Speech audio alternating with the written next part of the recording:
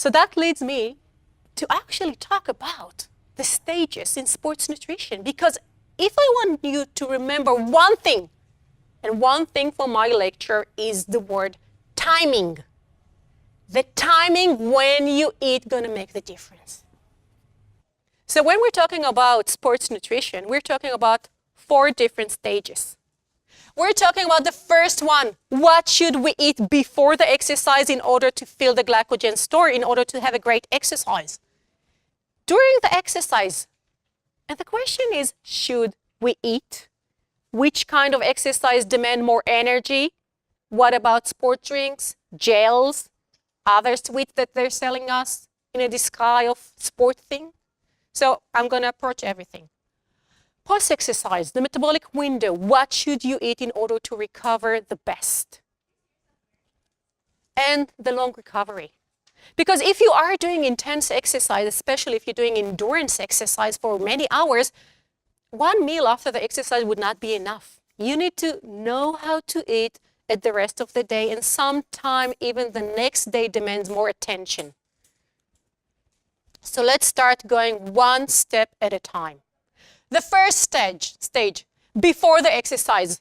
So our goal is to refill, to make sure that you're going to start the exercise with a full, stable glycogen store. In order to do so, because you need to think about it, if you're going to eat too much right before the exercise, you're going to feel heavy. So you need to find the balance when to eat and what to eat in order to feel light. So usually what we recommend is to separate the way that you eat in 2 stages, meaning the first one would be 3-4 hours before the exercise, if it's possible, and another time, an hour, half an hour before you actually starting the exercise. You're supposed to have a relatively large amount of carbs if we're talking about 3 hours before the exercise. For example, if you are training at the afternoon or you're training in the evening time, lunch or afternoon lunch would be great time to have more carbs. You can have pasta and rice and whole wheat bread and potato and granola and even cereal if it's 11 o'clock in the morning and you don't want to have like pasta at 8 o'clock. But you need to plan. If you're having an exercise, try to think 3-4 hours in advance. What are you supposed to have? And of course, you can add to this meal protein and vegetables. You don't have to stick only with rice and pasta. You can have chicken, you can have meat, you can have lentils or beans or cheese.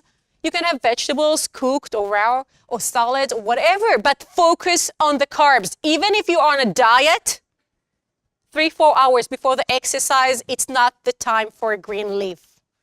That's not going to give you the energy for the exercise. And when you are exercising, try to do your best. Try to burn as much as you can. So you need energy.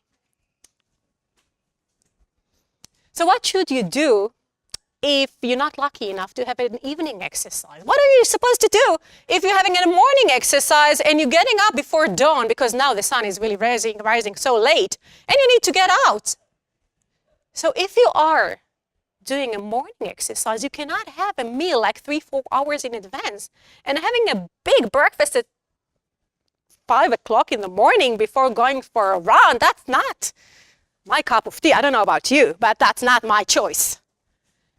And again, getting up at 3 o'clock in the morning just to have a meal and then going back to bed, that's not what I'm planning to do. So what can you do instead? And that's very important. If you are planning to have a morning exercise, and I'm talking about intense exercise, not just yoga, Pilates, that's good, but you don't have to eat before. If you are planning to do a really intense morning exercise, plan ahead to have a very good evening meal before. And the meal that is rich with carbohydrates supposed to be the night before. So we all know about the pasta meal, the free pasta meal before a marathon or a triathlon. If you want to go there, if you are planning to join, the triathlon, marathon, and whatever, go to be social. Don't eat a lot of pasta. I don't think that's going to work for you. But of course, you need carbs. So the night before is very important, and maybe you need to change your regular evening meal to something more based on carbs. And definitely, I would recommend you using more cooked carbs, rice, pasta, potatoes. You don't need to eat like a huge bowl, but you definitely need to incorporate them in your meal. So the second part of the first stage is something small to eat before starting the exercise, like 30 minutes before. It's just a starter. It's just something that's supposed to be absorbed really fast and give you the energy in the beginning of the exercise. So it's not supposed to stay in your stomach when you're starting the exercise. It needs to be fast absorption. And here we're going again to talk about simple carbs. That's the time to talk about simple carbs. Not candies, but yeah, simple carbs. We want something that's going to give you energy for the beginning of the exercise. Something simple, not big. Something that's going to give you the taste, but not feeling heavy at the beginning of the exercise. What can we have? We want something that will be chewable 30, 60 minutes before starting the exercise. And one thing I do want to mention, try to avoid fat. Because fat is damaging our goals in two ways. First of all, it's going to take longer to digest. When you're eating something with a lot of fat, even if it's like a healthy kind of fat, I know so many people are eating like the almonds, trade meals with the chocolate chips and things.